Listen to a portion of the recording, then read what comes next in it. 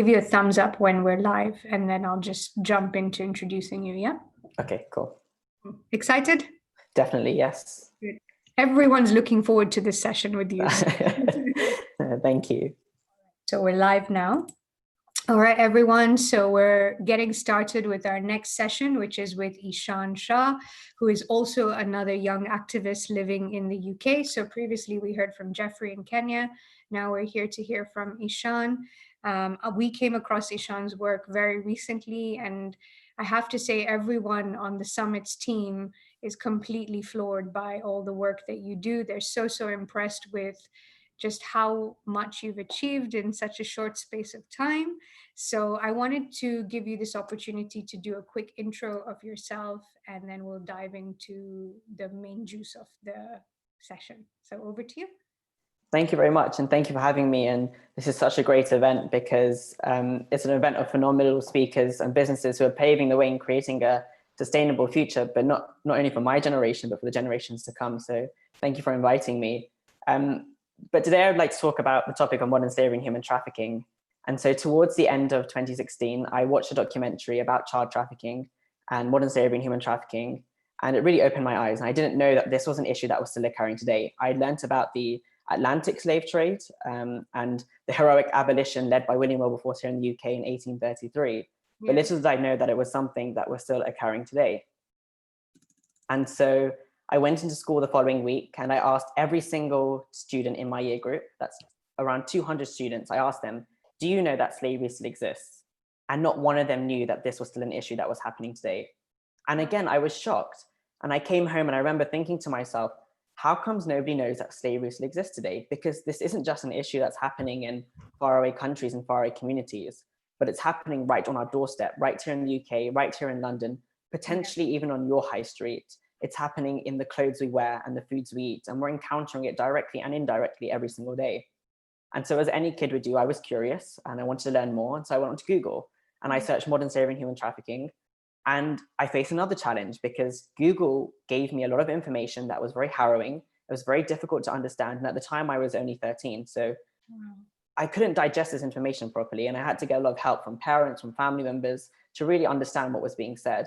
And that's when the idea of creating Stolen Dreams, a website and communications organization that acts as a bridge between young people and the issue of modern slavery and human trafficking, was born. And from that, I'm just spreading my message to young people through social media, because that's where kids spend most of their time nowadays. And really, it's a harrowing topic. So I really want to introduce a lot of hope and compassion to the topic and let people know that actually, despite the fact that we're all at risk of being exploited, we can all play a part in being part of the solution. Absolutely. And I think, you know, one of the most powerful things that you do is to share those stories so eloquently and so gently. So you're kind of, you know, giving people, I'd say, a softer introduction into what that happens. Because you're absolutely right. You know, if you go and search some of these terms or look for information, it can be quite overwhelming. And that has its own level of mental impact on young people, especially. So, I mean, I think, you know, everyone's dying to dive into questions with you because I'm already seeing stuff on the feed. But before we do that, do you want to just tell people a bit more about Stolen Dreams and, you know, how that fits into goal one with zero poverty? Yeah, so Stolen Dreams, as I said, is a bridge between young people and the issue of modern slavery and human trafficking. So what I do is I do a lot of education, raising awareness, and I go into schools and I teach children between the ages of 7 and 18 about this issue. And slavery is a very harrowing issue. So teaching a 7-year-old about forced labor, sexual exploitation, that sort of thing, I try to do it indirectly. So I do a lot of fun workshops with them, a lot of poster drawing, talk about freedom. But actually what I found is that when I go and speak to, for example, 7-year-olds about this issue, at first they're shocked that slavery is still occurring. And I tell them that actually some of their favorite brands like Cadbury's chocolate uses child slavery, and they're really shocked. But actually, that is followed up by a hunger to act. And they'll start pitching me ideas of how they can eradicate slavery, about having some sort of international anti-slavery police that goes and tells countries off if they're using slavery. And even from the age of 7, they are coming up with all of these ideas and they are hungry to act and challenge such a complicated and deep-rooted issue. And that is one of the things that keeps me doing what I do. And that's one of the objectives of Stolen Dreams, is to get young people engaged in these issues. And it doesn't necessarily have to be tackling modern slavery, but even just standing up for social justice. Absolutely. And that I think people sometimes don't realize what is the connection between modern slavery and zero poverty. So, do you want to just touch on that a little bit as well? Yes, so traffickers prey off vulnerability, and it can be any sort of vulnerability. People are feeling self-conscious about themselves and post something on social media, for example. A trafficker would take vulnerability of that. But one of the main forms of vulnerability that traffickers take advantage of is economic vulnerability, and that often takes the shape of poverty. Yeah. And so this again highlights that actually poverty exists everywhere in the world. And so this issue of human trafficking and modern slavery isn't just happening in developing countries like India and Bangladesh and Nepal, where there is mass poverty, but also in places like the UK. And so where there is economic poverty, and especially during this COVID-19 crisis, when people are becoming increasingly economically vulnerable and they're looking for work, traffickers will lure them in with the false promise of a better life and with the false promise of a job. And especially for teenagers during this COVID-19 period, traffickers are finding new ways, they're adapting, they're evolving, and they're going online. And they're, for example, posting advertisements on social media of modeling jobs for teenagers to earn money during this time, only to find that, when you meet this person in public or wherever it may be, or you meet them online, then they sexually exploit you. Wow. So poverty has a direct link into human trafficking, because where there is poverty, traffickers are preying on that vulnerability. Yeah, and I think like people forget that that's predominantly where they will start to source or look for people in those vulnerable situations. So, you mentioned that when you share some of these facts with young people in schools, it tends to shock them. And I think it would be good for the audience to also hear the things that you have learned, because I learned a lot from just watching some of your videos about things I didn't know. So I think it would be great for you to specifically when it comes to the UK, highlight truly what is the challenge we face in that area. Because I think people tend to assume that because we live in the United Kingdom, these things don't happen. So, what would you say to that? Yeah, so actually in the UK, the International Labour Organization, they estimate that there are 136,000 slaves, and the true figure is likely to be higher due to the hidden nature of the crime. Yeah. In London specifically, over the past 5 years, slavery has increased tenfold, and the number of calls to the modern slavery helpline over this lockdown period has increased by over 50%. Wow. Um, those are some serious statistics. Like, yes. Wow. Okay. So, sorry, carry on. Yeah, no. So globally, there are 45.8 million people trapped in slavery. And that's a number of highly exploitative practices, including forced labor, human trafficking, child labor, state-imposed forced labor, organ trafficking. 4 people were referred to the modern slavery helpline as being trafficked for organs in the UK last year. And 27% of the, I think it's just over 10,000 referrals were made, but 27% of the referrals were victims of slavery who were actually UK nationals. So, it's not people being trafficked from abroad, it's also people who are living in the UK being exploited too.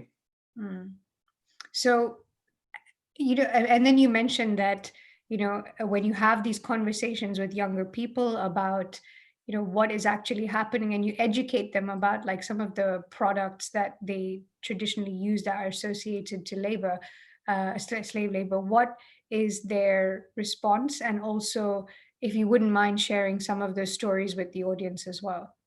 Yeah, definitely. So I did a workshop in December last year with a group of Year 6 children. And I was specifically focusing on forced labor, and I had to explain to them what a supply chain was in businesses.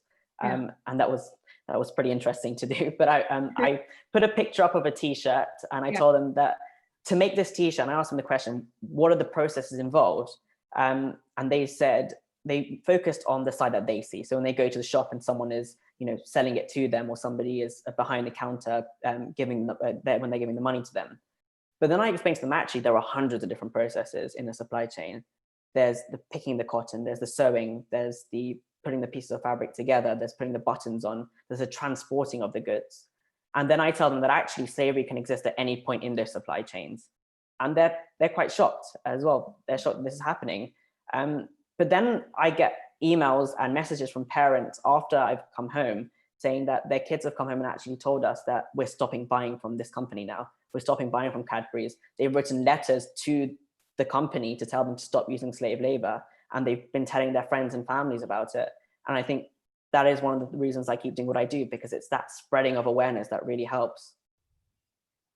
No, and I think, the work that all of you do, you, Jasper, Jeffrey, a common theme that we've seen throughout today is a lot around raising awareness and education because, even some of the facts that you just shared with me, I wasn't even familiar with. So it only goes to show that as much as we think that where we live influences the kind of quality of life everyone has, that's not actually the case. So your Cadbury example is really interesting, and I know that there are actually a few students in the audience. So, would you mind sharing that specific anecdote about Cadbury's? Yeah, so Cadbury's, they use child labor in their supply chain. And what they do is they force children in the forests of Indonesia to pick palm oil for their chocolates. And if they don't pick a certain amount, the traffickers or the slave owners there will beat the children, or they won't feed the children. And Cadbury's fails to acknowledge that, and it fails to act upon that as well. And so one of the alternatives I give to people if they don't want to buy from Cadbury's is to buy from Tony's chocolate, which you can get across the UK and Ireland. But I'm quite fussy with my chocolates, and Tony's chocolate is really delicious, and it's slave-free, which is even better. Yeah. So, if boycotting these brands, a simple act that you can do, and calling them out on social media too, is a great thing as well. And have you seen, whether it's you who's doing it or others who have done it, have you seen, it may not be Cadbury's, but other brands sit up and take notice? Yeah, so there are a lot of brands that have taken notice. Adidas, Marks and Spencer's, Tesco's, Nike, they're all taking steps, even Apple as well, they're all taking steps to reduce slavery in their supply chains. Very small steps, but they are doing that. And it's really good to support brands who are taking those steps, because there are a lot of brands like Primark, Zara, H&M that are not taking those relevant steps. So it's really it's interesting you brought those specific names up because we were actually having a discussion about this yesterday, because actually we saw an ad from H&M on TV around how they hope to be a fully organic company, so their supply chain is solely organic. Um, what would you say to those sorts of initiatives? Because they don't always solve the problem that you highlight so eloquently. So, what would you say when you see companies do things like that? Yeah, sometimes they just sort of advertise these things to make them look good. And that's another thing when it comes to supply chain transparency. It's one thing being transparent, but it's another thing to actually act and sort of solve slavery in supply chains. Yeah. And so we need to see brands who are not only being transparent, but actually taking those steps to highlight conditions that the workers are in, to audit their supply chains, and really just actually act, because there's not much action going on at the moment. It's a lot of like raising awareness, and we are trying to do this. And even like the publishing of the Modern Slavery Statement by the UK Modern Slavery Act of 2015, which highlights that companies earning over £36 million in profits, they have to provide a statement saying that what are they doing to tackle slavery. And really, that's just a tick box exercise nowadays, and there's not much action going forward. So where have you seen examples of positive action in this specific area? Yeah, so in the UK, Unseen, they are doing an amazing job at helping child trafficking in particular. In the UK, most children who are trafficked went missing after they were rescued. And Unseen developed a program, an initiative, which helps survivors of child trafficking in the UK. And no one has gone missing after that launch 2 years ago, which is incredible. Yeah, that's fantastic. So that's like the hidden side of trafficking. When you talk about sort of stopping trafficking, but what about the people who are actually in slavery, and when they come out and as survivors, they face a lot of mental health issues, PTSD, anxiety, depression, because traffickers are using a lot of psychological threat and abuse to keep them in slavery. And so that's another whole different aspect of it, which I'm trying to work with local governments here in the UK to adopt firm strategies and frameworks for survivors of slavery when they come out, to really help them rehabilitate and reintegrate back into society.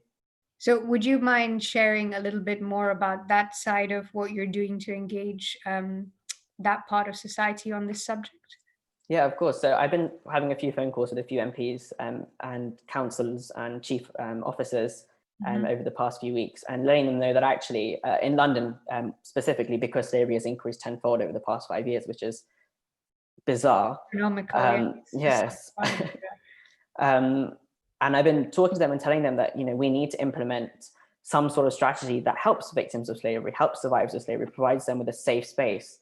And more in the case in developing countries like India and Bangladesh, when slaves are rescued and they return back to their villages, they're at risk of being re-trafficked, because when you're trafficked, you're usually trafficked by someone you know or you trust. So it could be an uncle, it could be a family friend, it could be another relative. And so it's really difficult for them to return back home. And also in terms of sex trafficking, in places like India and Nepal, when survivors do return, they're shunned because they've been raped or they've been abused sexually, and that is not acceptable in those areas. Wow. I mean, well, first off, hats off to you for exploring such a complex topic. I mean, you're just sharing all this information with me, and I'm like, oh, I need a minute to just like digest all of that. Yes. So when it comes to, you talked a bit about like how you change the way you interact with young people depending on what age they are to engage in these topics. So for the vast majority of students who are in this summit with us, they're kind of in the 18 to 21 age gap. So what would you say to some of them? Like, what are the actions that they could take to take a stand against what's happening, especially here in the UK? Yeah, so when I talk to the older students about this issue, I usually bring a lot of more economic terms into it and make it a bit more complicated. I focus on things like sexual exploitation as well, which is quite difficult to teach the younger children. Yeah. But I guess one thing we can all do as young people is consume consciously. And if you can buy from ethical companies, that's fine. But ethical companies and ethical clothing and ethical products, they're quite expensive nowadays, and expensive for me too, which is why I don't like to impose or tell other people you've got to buy ethical clothing, because I don't want to make other people feel bad that they can't buy from slavery companies. But one thing we can do is that we've got to understand that it's not machines making our clothes, it's people, it's kids toiling in factories for hours on end, being beaten if they don't do the work properly, that are making the clothes that we go out onto our high street and buy, every week, every day, every month. And it's really important that when we get an item of clothing, we cherish it. We make the most use out of it. We pass it down to cousins, to families, to friends. We share clothes with friends. And that's got to be the new fashion. We've got to change fast fashion into slow fashion. Absolutely. And heritage clothes and sharing things amongst, heirlooms and things that you want to kind of be able to pass down in your family. So absolutely agree with that. So we're going to shift gears slightly, and we're going to talk a little bit about, your personal ambition. So obviously you talked about that one experience you had, which brought you to this point about building stolen dreams. But talk a little bit about the journey along the way. Like, what were the challenges, pitfalls? Because I know with especially people like you, Jasper and Jeffrey, a lot of young people look at you and go, well, how can I do that? And keeping true to, all the challenges that we experience when we engage in activism of this type, I just wanted you to share kind of your experience, the ups, the downs, just to give people a bit of an illustration of what it's like. Definitely, yeah. So the ups have been speaking to kids and seeing their reactions and seeing their willingness to act. But there have been a lot of downs. And I think my biggest regret in this is not accepting failure sooner, and being a kid too worried about what would happen if I do make a mistake or if I do fail.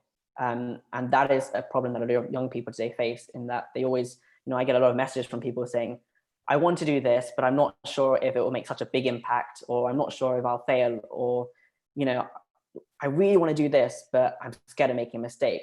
And I wish I had learned to embrace failure sooner. And I wish I had learned that, failure is something that everybody goes through, that, we all can learn, grow, and evolve from. And so that was probably one of the biggest challenges for me, was, overcoming that. And also realizing that slavery is such a huge issue. It's such a complicated issue, that's very deep rooted. How am I going to make an impact? And I was too worried about how big an impact I would make. And I think we want you to make a big impact. Yeah. Make big impact. Yeah. But at first I was too worried about, am I going to really make an impact? Is it really going to work? But we've all got to remember that every single small change, it's like a ripple effect. It leads to a bigger impact. So no matter how big or small, your idea is, I just go for it and do it. And it brings me nicely to that point, which, I see a lot, which is, and you kind of touched on it, where you said that you had parents emailing you after you've done these workshops and they're saying, my kids want to do this or this or that. So what advice do you have for parents who want to have these sorts of discussions with, younger kids? Um, Especially, like using your Cadbury example, right? Like I'm just thinking of all my nephews and nieces who, if I sat down and said, don't eat your Cadbury chocolate, they'd probably smack me out of the room, right? So it's like, what are, and I recognize that as adults, we also need to start having those sorts of conversations with young kids, because without that, it's like you said, even one conversation can change the trajectory of the way someone does something. So, what tips or advice do you have for parents who want to have these sorts of conversations with their kids? Yeah, so for younger children, in terms of, like you mentioned the example about Cadbury's, I think Mhm. it's important for children to know that the process is behind the products that are being made, not necessarily telling them that they can't, use them.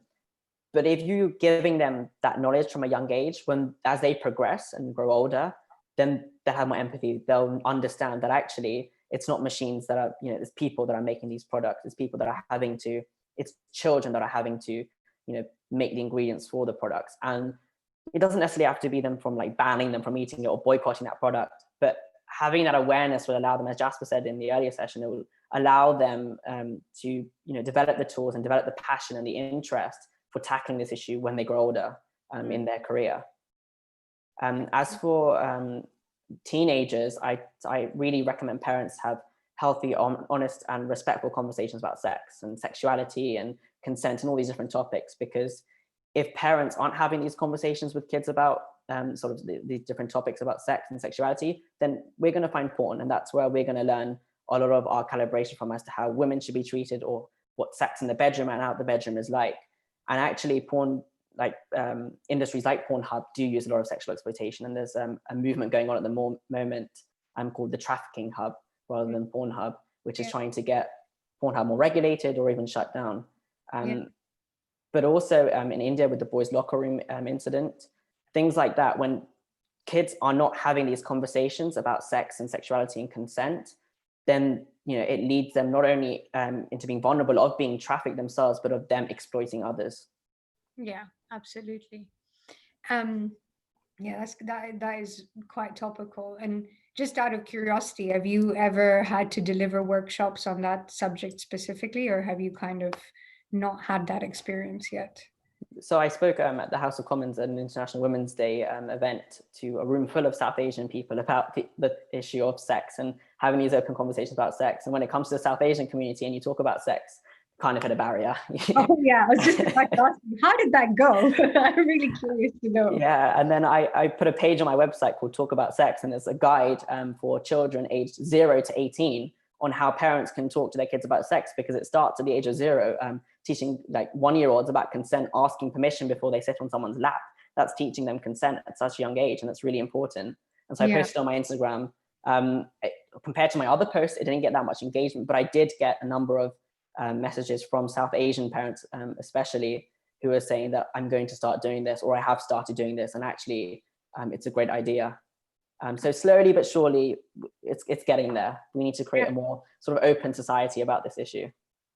And I think like people, especially generationally, people tend to forget that, as young people, you guys are pretty switched on. Not that I'm saying that means you shouldn't have these conversations, but actually because you are, it makes those conversations much more easier. Because I'm just kind of like flipping the script on like some of my cousins who have kids. And if I sat them down and said, look at Ishaan's website, you really should have this conversation, I'd probably get batted out of the room because what are you talking about? We're not doing that.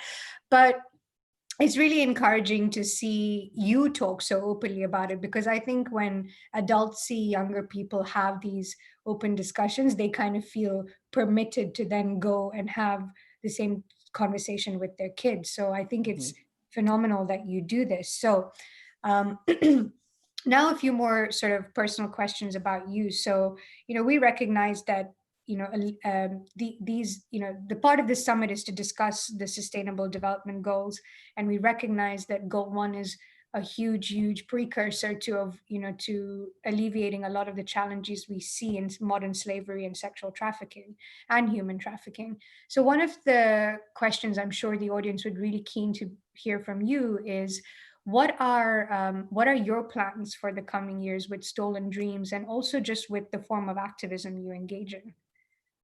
Yeah, so for the past 4 years, I've focused more around raising awareness. And I think Yeah. I want to continue raising awareness, of course, but I want to take that one step further and get people to act, especially young people. And what I've seen in the past few weeks talking to local governments is that when a young people contacts them, they kind of take it seriously and they do listen. And so having sort of different youth groups across the country would be amazing to have. But also getting companies to start actually acting as well. I think if, you know, the anti-slavery movement hasn't blown up on the media like the climate change movement or the gender equality movement has. And I think that's one of the things I would like to work towards, and getting young people to rally together and actually put pressure on these brands and businesses and companies to reduce slavery. But then again, I understand that it's such a complicated issue, because actually it's not just occurring in, you know, the clothes we wear and the foods we eat, but actually when we go on holiday to the hotels we visit, I mean, even hotels in the UK, the cleaners there, for example, could be victims of trafficking. The cleaners at our schools or at universities could be victims of human trafficking as well. And so really just moving away from not only raising awareness, but actually following it up with action as well. Absolutely. And have you kind of had time to quantify for Stolen Dreams specifically, what would those actions look like going forward? I'm in the process over and above the raising the awareness piece. Yeah, so I'm in the process of doing that at the moment, gathering my thoughts together, thinking of different ideas. But in terms of the 2030, when the SDGs sort of expire, when the target is, I read somewhere the other week that actually we would have to free 10,000 slaves every single day up until 2030 to eradicate modern slavery and human trafficking. Wow. Which is, I was baffled by at first. I mean, it's possible, but it would be a huge challenge. So I think my vision for 2030 would be a world where the rates of slavery has reduced significantly. I think there's still a long way to go before we eliminate slavery across the world. And I guess that's the next question I was coming to, was, do you feel that, I mean, just hearing 10,000 people a day, I'm like, whoa, I need to, wow, that's a lot. So I guess you're being not optimistic or pessimistic, but more realistic to say that I don't think we're going to achieve that in the next 10 years. But if we make some good headway in reducing those numbers, then, you know, that's a good place to go. And then in terms of, you know, outside, of course, of supporting you with the work you do, would you want to highlight any other institutions in the UK or abroad that you have come across that do, you know, really good work when it comes to supporting people in these sorts of situations? Yeah, so there are a lot of big organizations like the International Justice Mission, Anti-Slavery International, Unseen, as I mentioned, that are doing a lot of great work tackling slavery on a global level. But then there are also a lot of smaller organizations that are doing a lot of on the ground, frontline sort of work, helping victims of slavery. In America, you have Red Light Rebellion. I think they're based in Texas, I think. But they go into a school, and they teach the kids there about this issue. And in fact, their work has led to a lot of children who have been approached by traffickers to not fall into that trap, which is amazing. And even if it's one child that they've saved, they've saved about 20 plus children from falling into that trap. And I think that's incredible. Here in the UK, you have organizations like Shiva Foundation, which works with local governments. And also in the hotel industry as well. They've developed an amazing blueprint for how hotels can eradicate slavery in their supply chains and in their workforce. So there are loads of organizations across the world that are doing amazing work in tackling this issue. Yeah, I mean, it's very positive to hear that. So another thing that a lot of the team and I were kind of curious to ask you, specifically based on the activism you do, is when you, you know, I think with whatever societal challenge it is that we try to explore, my personal opinion is none of them are ever independent. They're all kind of intrinsically linked. It's like you said, you know, if there's abject poverty, there's going to be exploitation, and then this is what happens. Are there other indicators or other situational contexts that you've seen over and above poverty that lead to this? So I know you mentioned things like parents having good conversations about sexuality with their kids because it stops them from being exploited, but any other indicators that you've seen which you think, yeah, that should be tackled as well? Yeah, I think most of the global goals relate to tackling modern slavery. You've got things like access to healthcare. If people don't have access to healthcare, then, you know, traffickers can exploit that vulnerability as well. Climate change has a huge effect. It's, of course, a 600% increase in human trafficking over the past 5 years. Climate change has access to education, people being unaware that there are people trying to exploit them. Yeah.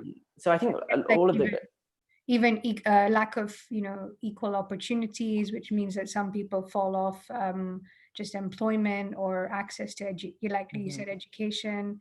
So yeah, you're right. Actually, now that I think about it, I'm like, yep, all of even like the judicial sort of strong judicial platforms prosecuting traffickers.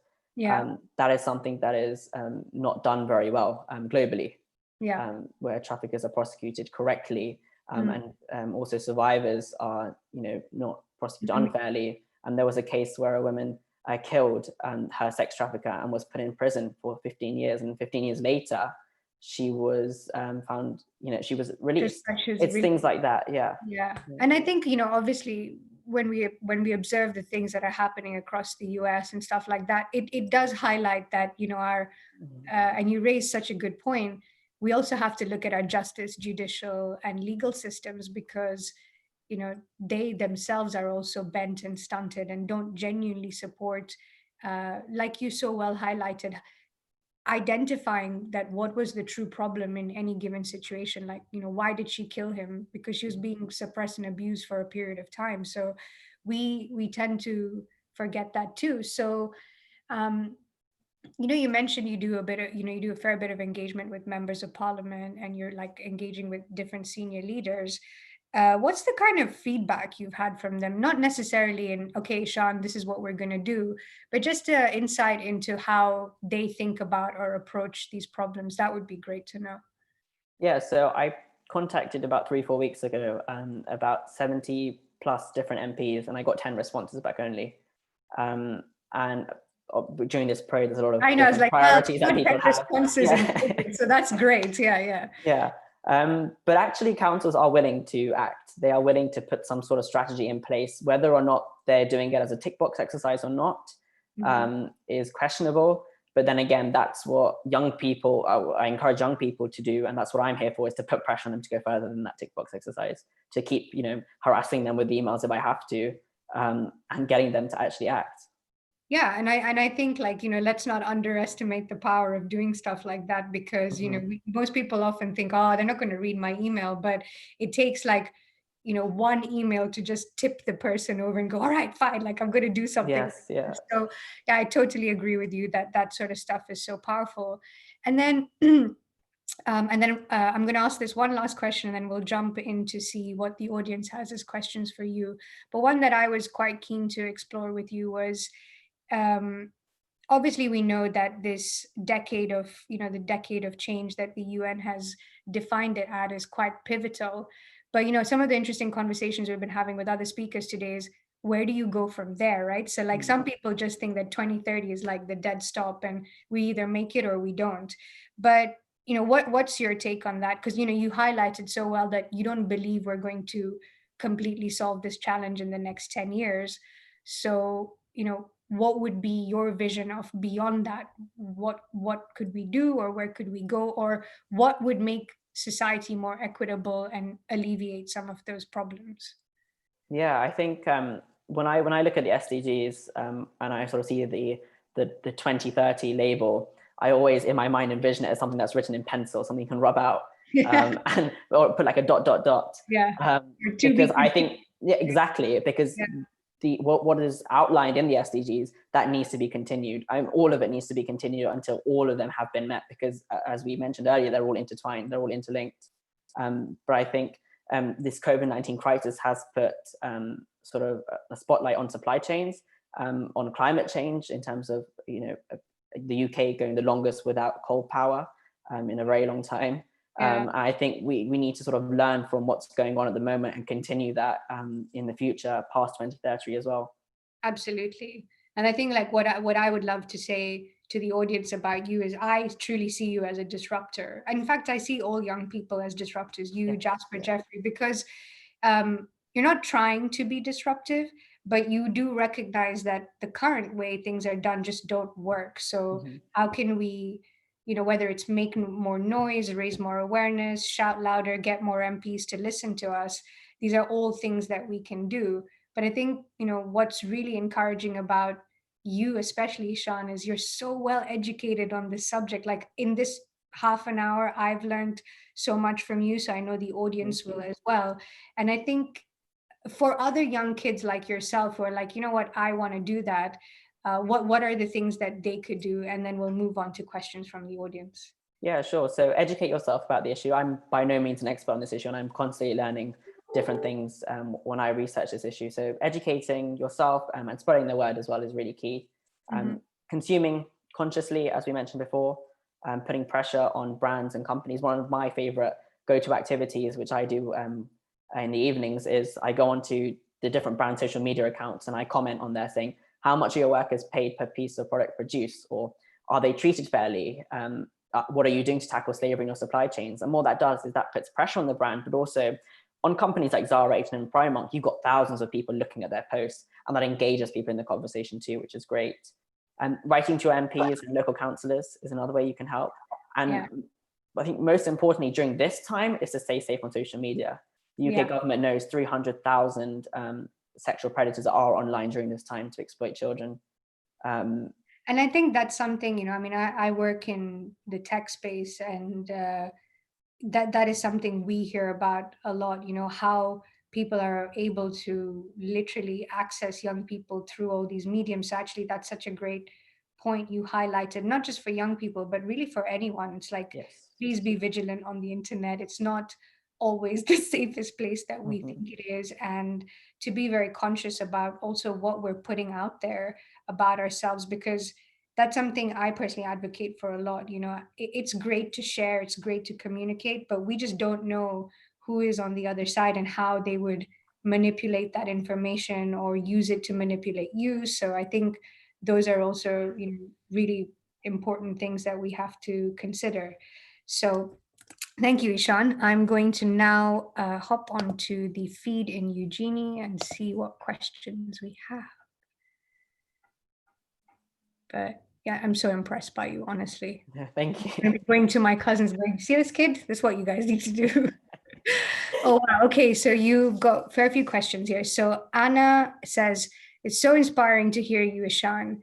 Can you give us your top 3 ways of pre-voting, or that young people can affect decision makers or create and inspire change? So I think it's a few questions there, but what she's basically saying is, how can young people impact decision makers or inspire change? So you've touched on some of those in our conversation already, but maybe this person is just joining on. But yeah, your 3 top tips for young people to affect decision makers. Yeah, that's a great question. I think the first is to not be afraid of actually doing it. I think people are nowadays worried or self-doubting themselves about what impact they can make, and I just say just go for it. There's no harm in going for it.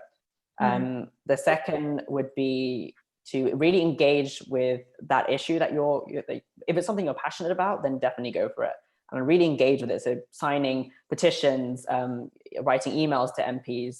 For example, like I subscribe to Greenpeace's newsletter, and I get emails from them saying, oh, write this to your MP or sign this petition. And that's simple activism there. That's great to do. And the third piece of advice was to be disruptive. And we touched upon this before, where I think young people need to be disruptive. And I love being disruptive. And I think that's the way forward. You've got to be disruptive. We've got to disrupt these institutions. We've got to disrupt these businesses and these way that people think, because ultimately we are the generation of the future. We are the generation of the now. It's our future that these people are shaping. And the only way that we're going to make it sustainable and suitable for us to live in is if we are disruptive. Yeah, and I think people who generally look at young people and go, oh, they're being so disruptive, are usually people who don't want to change themselves. Exactly. Or kind of set in their own ways. And I was actually at a talk. I was delivering a talk a few months ago, and I actually referenced that point. So thank you for reminding me, where I said that the world we live in right now, it's just not equipped to get us to where we're supposed to go next, if we're supposed to live sustainably and equitably. So actually, every person is going to disrupt something because everything needs to change.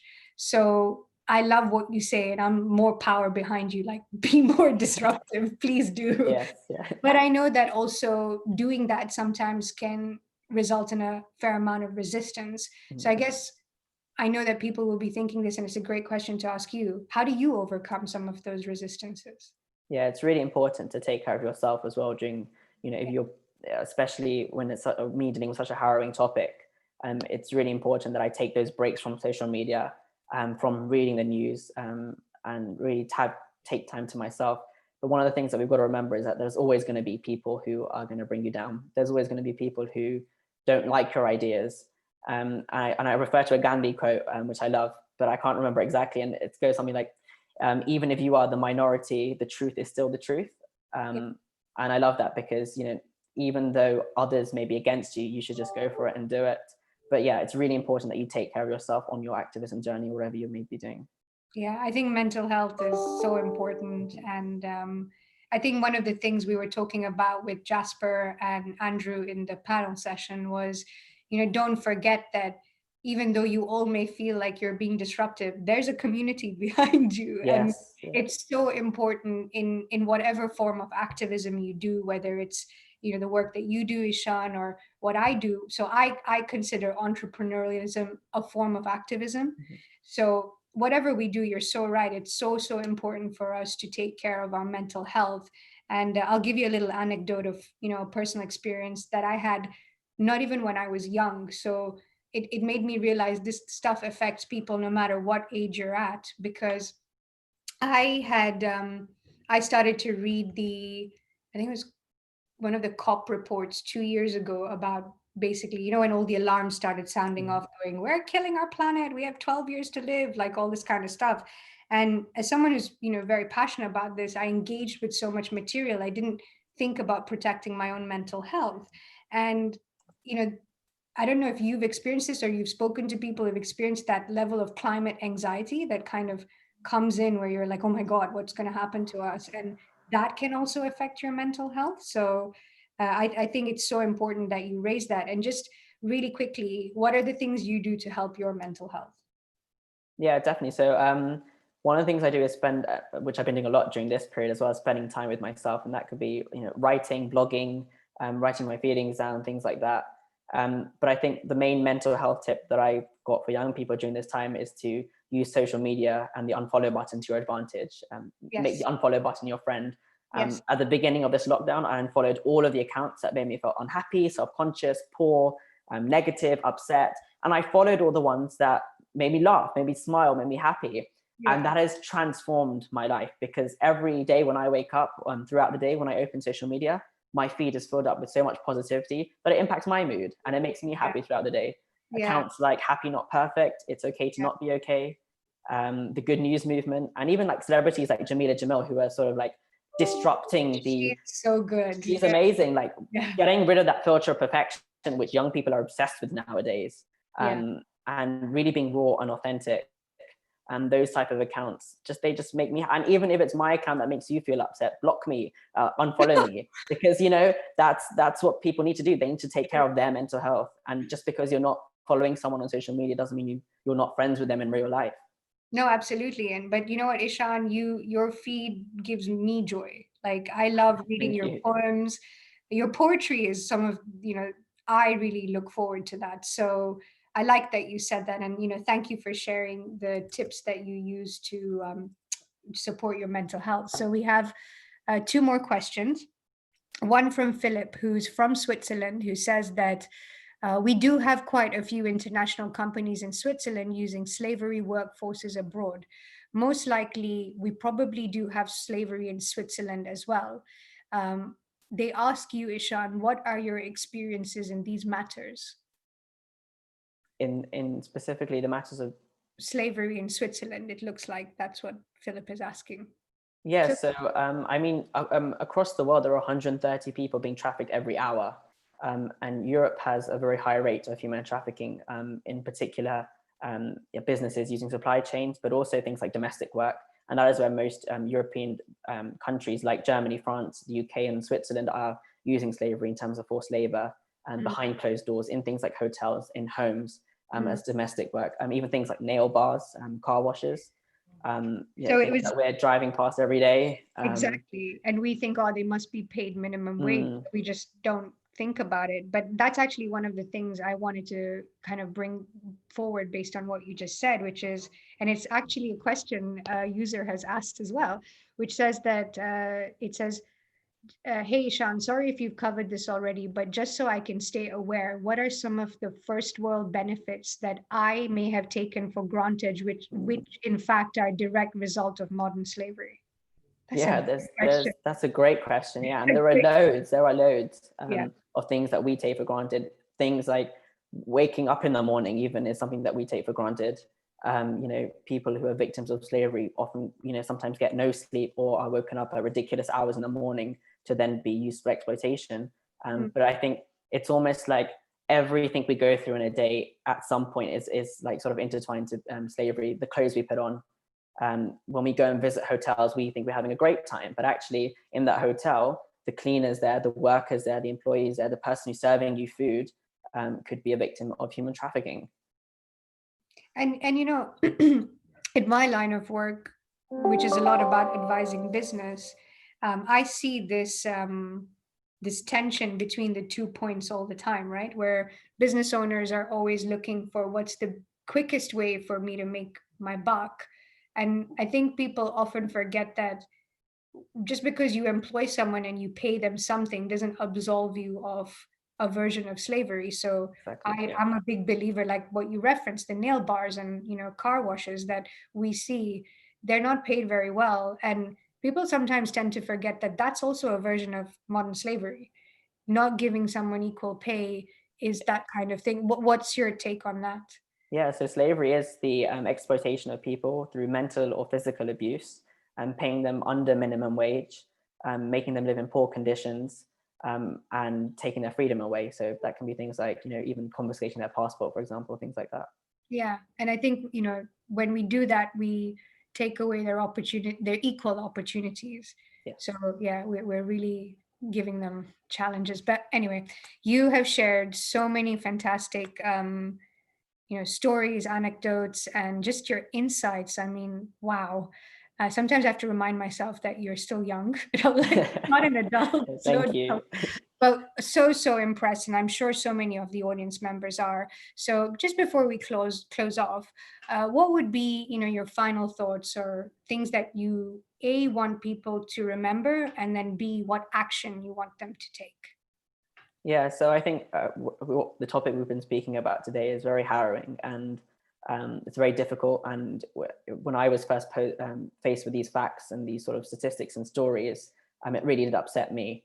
So one thing I want everyone listening to remember is that despite it being a very harrowing and difficult topic, there's hope, because we can play a part in tackling slavery and fighting slavery from the comfort of our homes as well.